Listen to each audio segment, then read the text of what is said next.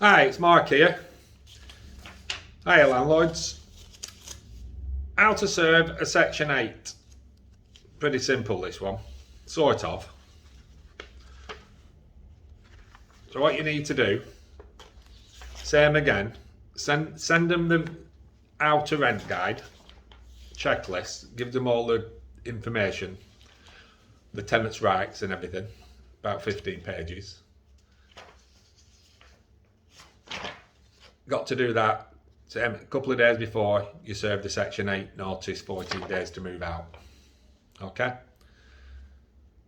If you look at the previous video how to serve notices, I won't need to tell you about that. Okay? So the 14-day notice is a form number 3 on the court's website. Pretty simple. Just put the tenant's name in, the property address, and what ground you're going to ask for your property back.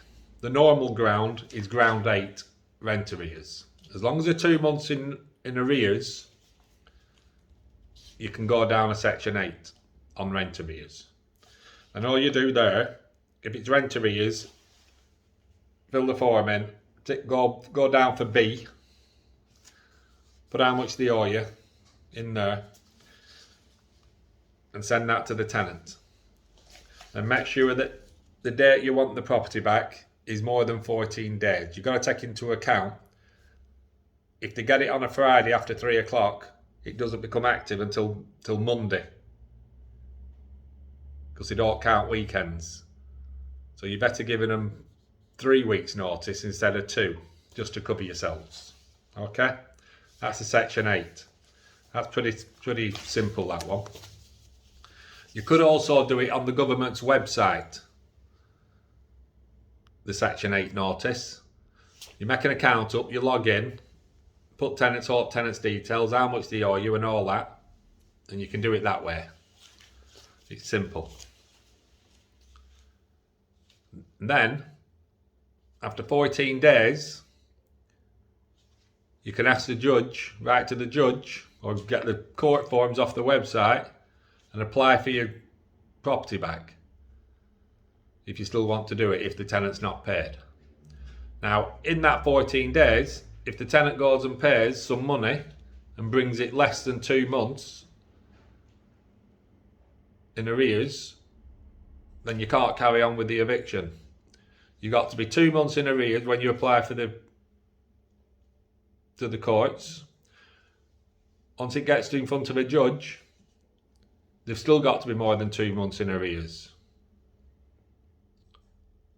So if they get to 6 months in arrears and then they're outside the courthouse, they actually give you the 6 months rent, that basically stops the eviction.